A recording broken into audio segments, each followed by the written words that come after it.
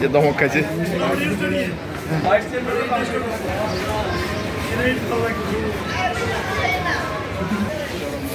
গরম গরম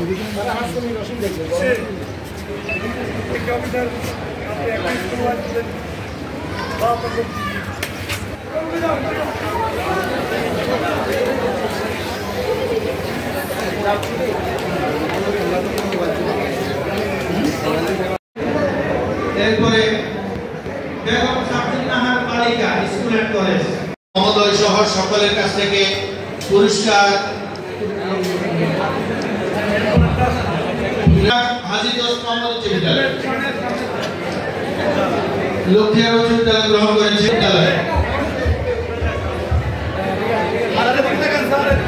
কাদিরবাগ স্যার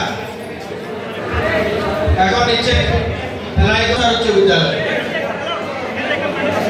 এখন শুধু অনুরোধ রাখছি এলোমেলো ভাবে তার বাইরে না গিয়ে বসার জন্য আমরা অনুরোধ রাখছি। আমার মনে হয় না ফেনীর বাকি যে উপজেলাগুলো আছে সেগুলো নেওয়া হয়েছে। এটা উপজেলা পর্যায়ে এডিপির বরাদ্দ দিয়ে থাকেন, তেমনিভাবে আমাদের সদর উপজেলা মাধ্যমিক শিক্ষক স্যার জনাব মোহাম্মদ গোলাম মোস্তফা উপস্থিত আছেন। আমাদের প্রকল্প করছেন আমাদের ফেনী সদর উপজেলার আরেকজন আমাদের যে মহান মুক্তিযুদ্ধে 30 লক্ষ শহীদ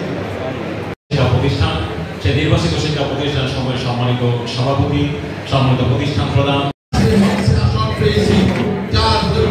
কারণে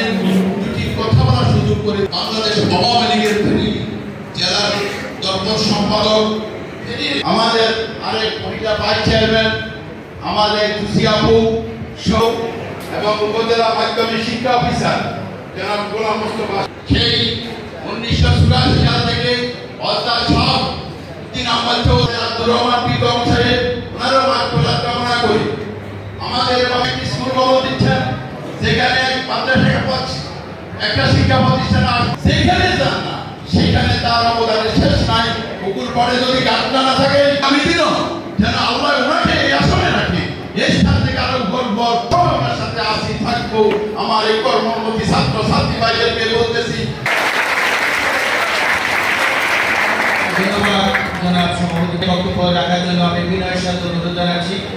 আমাদের পত্র ফেনী সদর উপজেলায় উঠেছেন উনি জনাব আব্দুল মোস্তফা মহোদয়কে বক্তব্য রাখার জন্য আমি বিনীত দেশ শেখ হাসিনা বাংলাদেশ যেখানে উন্নত পরিবেশ এই আয়োজনে সম্মানিত সভাপতি হচ্ছেন আমাদের এই ফেনী সদর নেওয়ার জন্য তিনি অক্লান্ত পরিশ্রম করে যাচ্ছেন শিক্ষা বান্ধব আমাদের